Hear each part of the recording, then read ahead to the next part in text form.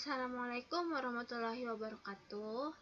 Hari ini kita akan belajar mengenai hakikat ilmu fisika dan keselamatan kerja di laboratorium.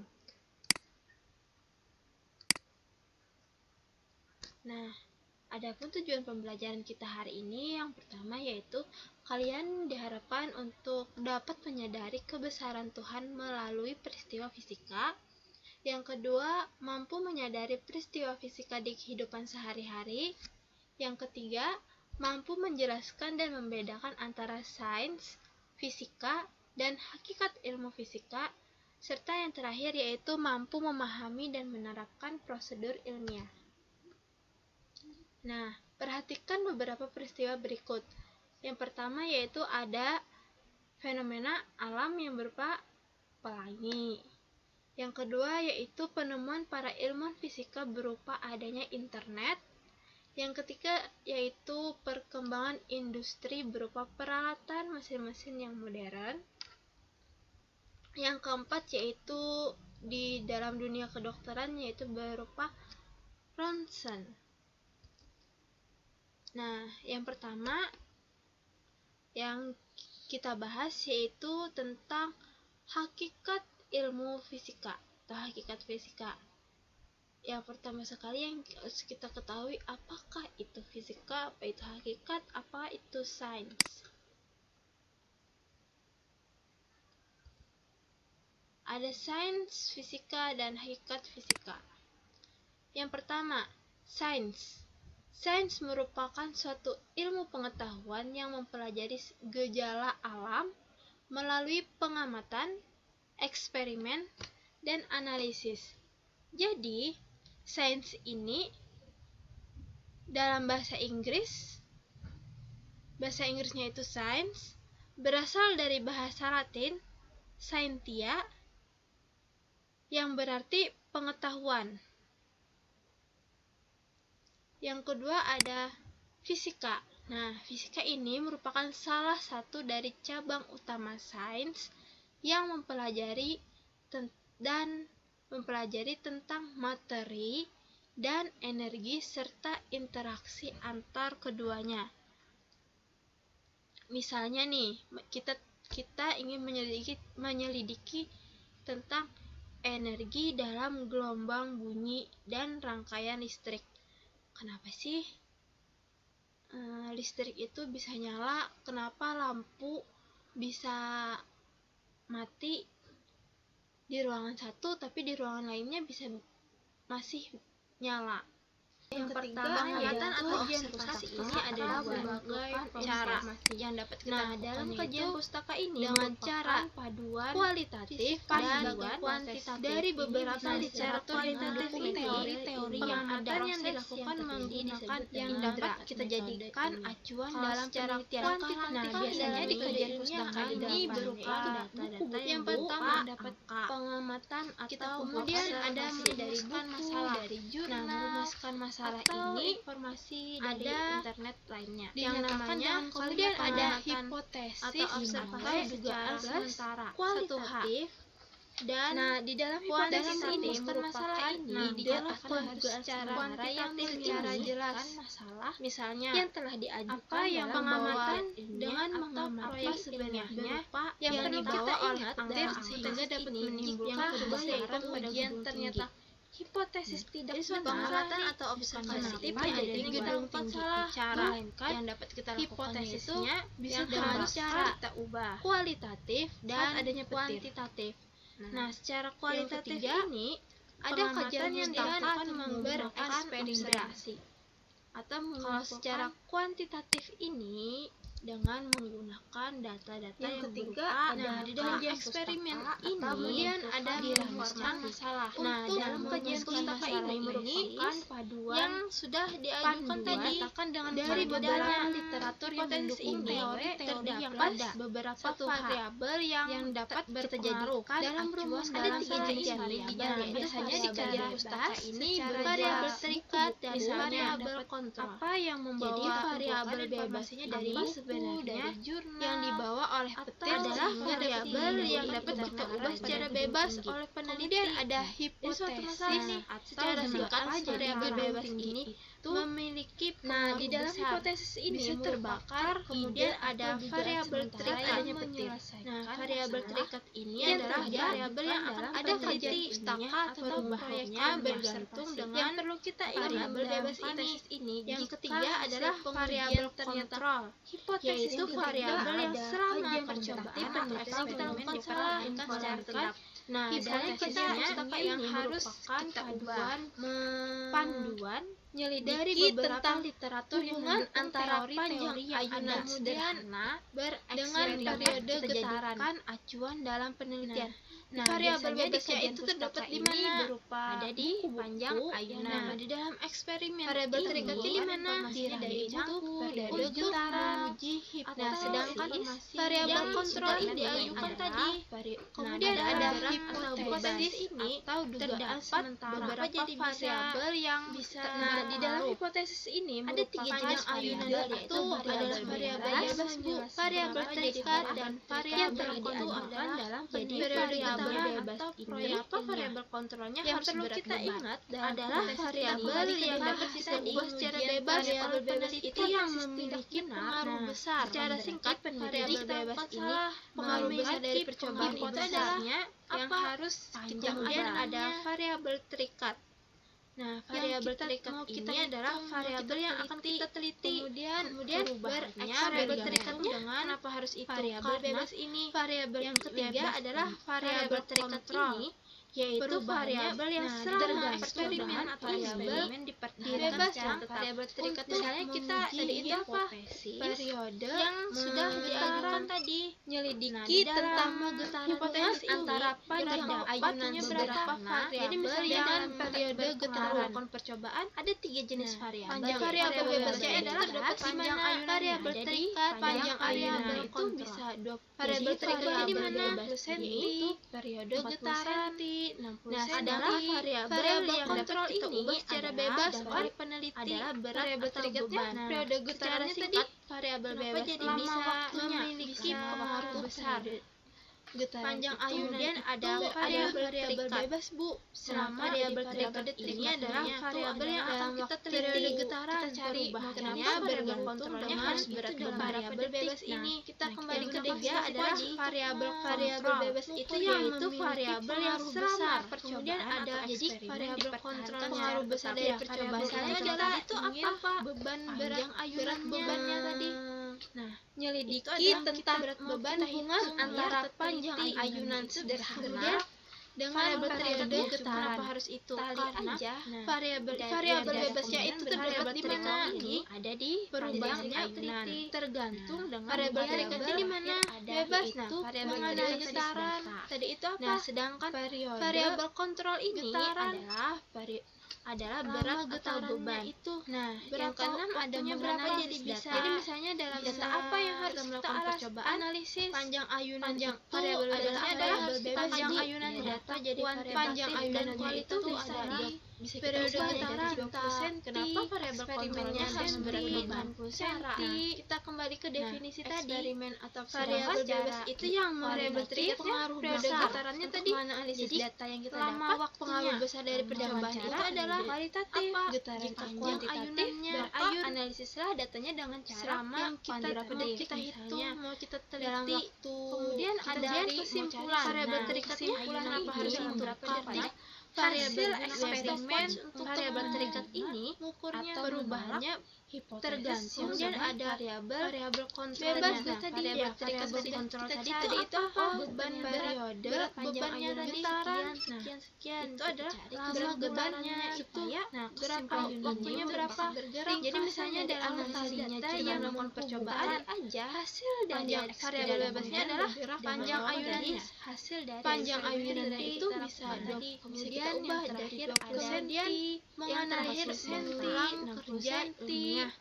Nah, dalam mengulang kerja ilmiah ini maksudnya apa? Variabel terikatnya periode getarannya tadi ada dari panjang ayunan waktunya. Data apa yang harus kita analisis? Dan itu dalam berayun apa yang harus kita kaji? 10 detik, kuantitatif dan kualitatif tadi. Dalam satu getaran itu berapa? Mau cari eksperimennya dan itu dalam berapa detik? Waktu kita gunakan stopwatch eksperimen atau observasi secara kualitatif eksperimen. Kemudian ada analisis data yang kontrolnya. Ya, variabel kontrol tadi itu apa? Beban berat bebannya tadi ulanglah datanya dengan cara itu adalah sampai supaya beberapa data. Kemudian ada kesimpulan. Nah, kita menyimpulkan sampai 5 data aja hasil eksperimen bentuk mendorong jadi atau menolak hipotesis yang sudah. Kemudian yang terakhir ada kita duga tadi menganalisis data. Kita cari ada yang namanya panjang ayunannya sekian kita cari kesimpulannya sebagai yang keenam ada menganalisis data ringkasan dari data apa yang harus kita analisis hasil dari eksperimen data apa yang harus kita kaji data kuantitatif dan pengetahuan tadi misalnya yang berupa kemudian fakta yang terakhir mengulang kerja ilmiah ide prinsip dan hukum ilmiah ini maksudnya apa kualitatif maka misalnya untuk menganalisis dari fakta ayunan tadi yang pertama yang keenam ada menganalisis data apa yang harus kita analisis data apa yang harus kita kaji ya data kuantitatif dan kualitatif tadi misalnya kita eksperimennya dengan menggunakan cara eksperimen atau observasi secara kualitatif, maka untuk menganalisis data yang kita dapat dengan cara kualitatif. Jika kuantitatif, maka analisislah datanya dengan cara kuantitatif.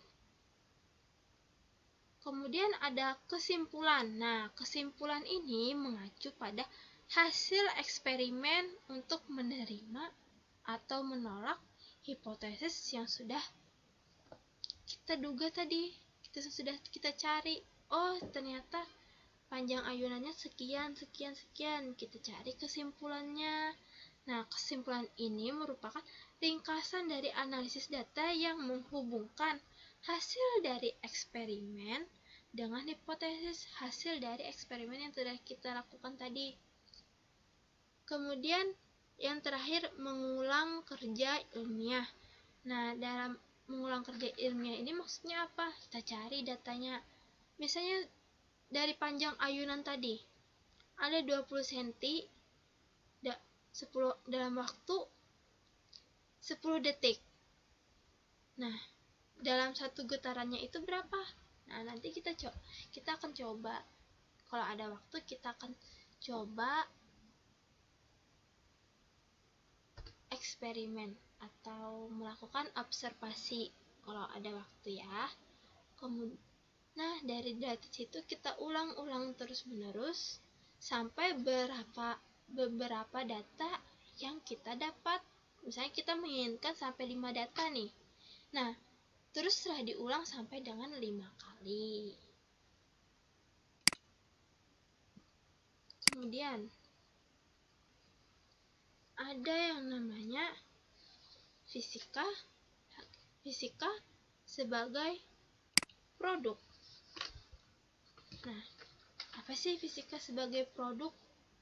Sebagai produk itu, fisika merupakan pengetahuan yang berupa fakta, konsep, rumus, ide, prinsip dan hukum, kemudian teori fisika. Dalam fakta ini, yang pertama, fakta merupakan keadaan atau kenyataan yang sesungguhnya dari semua peristiwa alam. Jadi, yang pertama, fisika itu fakta yang terjadi di kehidupan sehari-hari. Misalnya nih, petir. Faktanya, kalau petir itu kilatnya dulu atau suaranya duluan. Nah, kita perlu diobservasi ini. Kita harus mengamati kehidupan sekitar kita. Jadi, kalau petir itu yang terjadi cahayanya dulu atau kilatannya dulu, baru suaranya. Nah, kemudian ada yang namanya konsep. Konsep ini abstraksi dari berbagai kejadian, objek, fenomena, dan fakta. Apa sih Bu abstraksi? Jadi secara Lebih mudahnya, konsep ini dapat dikatakan sebagai suatu ide atau gagasan yang membentuk simpulan umum dari pengalaman dari fenomena yang telah kita amati tadi. Nah, kemudian ada yang namanya rumus. Rumus merupakan pernyataan matematis dari suatu fakta, konsep, dan prinsip. Jadi nanti kita bakalan bertemu dengan rumus-rumus fisika. Ada yang namanya nanti rumus-rumus ini akan menyangkut dalam prinsip dan hukum. Kemudian ada yang namanya ide. Ide ini dapat dipresentasikan untuk memodelkan fenomena yang tidak dapat dilihat oleh ilmuwan. Misalnya, model atom. Kita nggak bisa melihat atom karena bendanya itu sangat-sangat kecil. Makanya dalam pelajaran kimia ada yang namanya model atom Bohr. Nah, ini gunanya ide atau permodelan. Kemudian yang kelima yaitu prinsip dan hukum. Nah, prinsip dan hukum ini sering digunakan secara bergantian karena dianggap sebagai sinonim. Nah, jadi dalam prinsip atau hukum ini merupakan gagasan yang meliputi konsep-konsep yang saling terhubung. Nah, hukum itu merupakan aturan dasar yang menyimpulkan dari pengamatan. Nanti kita akan belajar lebih lanjut di bab selanjutnya mengenai prinsip dan hukum ini. Kemudian yang terakhir ada teori fisika. Teori fisika ini berdasarkan pada berbagai pengamatan. Nah, biasanya penjelasannya itu merupakan dari berbagai macam pengamatan. Jadi kenapa dalam fisika itu kita harus mengamati, mengobservasi terlebih dahulu fenomena yang terjadi, baru ketemu dengan fenomena-fenomena, rumus-rumus, hukum-hukum. Nah, hasilnya yang bisa kita nikmati sekarang, kenapa lampu bisa bernyala, kenapa ada listrik, seperti itu. Kemudian ada hakikat fisika sebagai sikap. Nah, fisika sebagai sikap ini ada 6. Untuk menghasilkan sebuah produk fisika, kita perlu adanya sikap yang baik, perilaku yang baik yang kita perlu untuk melakukan kegiatan ilmiah. Yang pertama yaitu rasa ingin tahu dan penasaran yang sangat besar. Kita harus rasa ingin tahu nih, kenapa ini bisa kayak gitu, kenapa jadi petir itu kilat duluan, kenapa ada suara duluan baru kilat atau berbarengan. Nah, jadi harus ada rasa ingin tahu yang besar. Kenapa Newton itu mengamati apel, kenapa ada durian aja. Yang kedua ada jujur. Nah, kita harus jujur sebagai peneliti, kita harus jujur apa yang terjadi di alam, yaitu yang harus kita laporkan. Misalnya nih, eksperimennya, apa yang terjadi di dalam penelitian kita, itulah yang harus kita laporkan dalam pelaporan ilmiah nanti. Yang ketiga adalah pengamatan yang tajam. Saat kita setelah merumuskan masalah, apa yang terjadi, masalahnya itu apa, kita harus melakukan pengamatan yang tajam, observasi. Kita harus mengamati keadaan sekitar dengan hati-hati dan melakukan pengukuran jika perlu diukur, seperti panjang ayunan tadi itu, maka harus dengan pengukuran yang benar dan akurat, dengan dibantu peralatan ilmiah. Nah, yang keempat yaitu objektif. Seorang ilmuwan, kita nih sebagai peneliti, kita harus berpikir objektif. Kenapa harus berpikir secara objektif? Karena kita harus berpikir secara sistematik, secara sistem runtut, dan menganalisis suatu kejadian untuk membuat hipotesis yang akurat. Jadi kita tidak bisa, kita sudah mengamati nih, sudah dapat nih permasalahannya, langsung ke kesimpulan tanpa adanya pengambilan data-data seperti mengumpulkan informasi tadi, merumuskan masalahnya, membuat hipotesisnya, melakukan percobaannya. Jadi tidak bisa dari kita sudah mengamati langsung deh menarik kesimpulan. Nah, kemudian kemauan berbagi. Jadi kita itu harus memiliki catatan yang akurat. Jadi kita itu bisa meneruskan informasi ke peneliti selanjutnya. Begitu. Jadi penelitian itu terus-menerus terperbaharui seperti corona nih. Biasanya corona nih yang pertama itu cuman coronavirus. Sedangkan sekarang ada varian alpha, ada varian beta, berbagai macam. Itulah peneliti itu terus meneliti, diperbaharui. Kemudian yang terakhir yaitu berpikiran terbuka. Jadi kita harus memiliki pendapat yang fleksibel. Kita harus mau mengubah pendapat dan memodifikasi hipotesis yang telah kita buat tadi. Jika akhirnya ada penelitian baru yang itu lebih baik, jadi kita harus berpikiran terbuka. Oh, ternyata ini ada yang seperti ini lagi, begitu. Nah, yang terakhir yaitu mari menjawab. Yang pertama, ini ada 5 soal yang ibu berikan, jadi silahkan kalian jawab untuk lebih membantu kalian memahami dari penjelasan yang ibu berikan tadi. Sebelum mengakhiri pembelajaran kita hari ini, jika ada yang masih dibingungkan, silahkan kita berdiskusi via WhatsApp atau Google Classroom yang sudah ibu bagi kelasnya.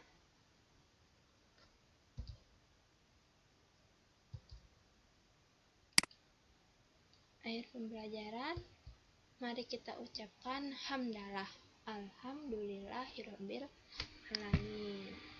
Wassalamualaikum warahmatullahi wabarakatuh.